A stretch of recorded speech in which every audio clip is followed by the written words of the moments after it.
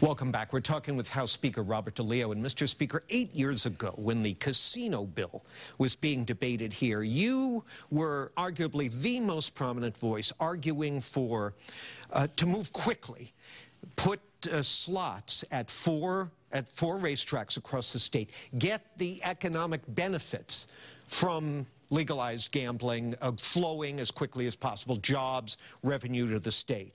The Senate President and then Governor Patrick, their argument prevailed. They were more interested in these so-called destination resort casinos. Well, here we are, 7 years almost after the bill passed. We have one slot parlor in Plainville that's actually doing quite well, and 2 casino projects under construction in Everett and Springfield that face a highly uncertain future. Not a dime coming in from them.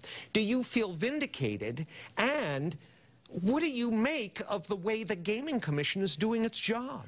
Well, I think that when that legislation was put together, obviously quite a bit of time and effort was put into it. I think one of the most important things to remember about that legislation that I hope people realize was the fact that we wanted to make sure that we had an independent commission.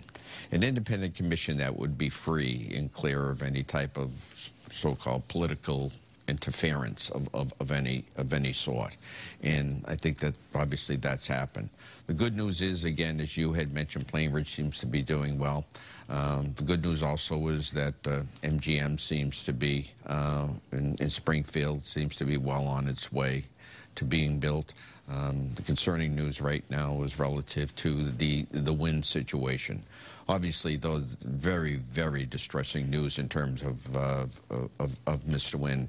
Well, you say the Gaming Commission, excuse me for interrupting, you say the Gaming Commission's been independent. That's nice.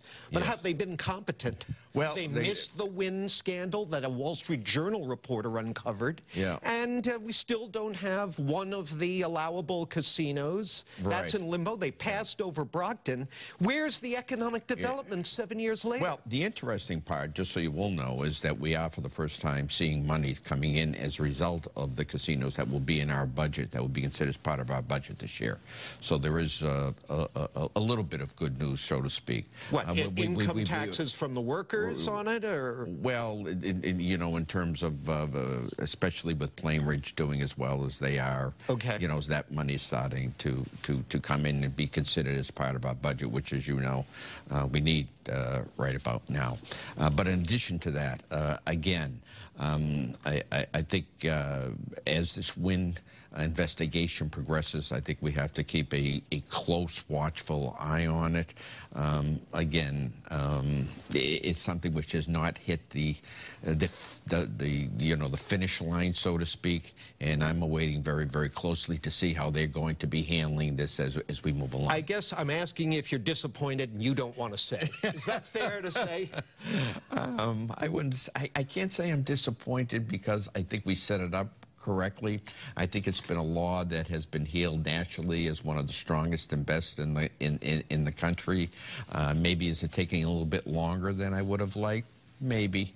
But on the other hand, at the end of the day, if we get it right and then things can start to move along and we start to see those revenues coming into the Commonwealth, if we see those jobs continue to grow in the Commonwealth, then I'll be happy at that time.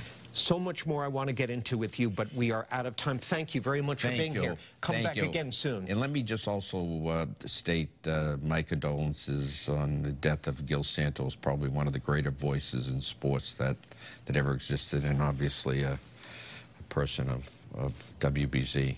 Thank you. Much appreciated. House Speaker Robert DeLeo. That's it for us now. It's back over to my colleagues for more WBZ News.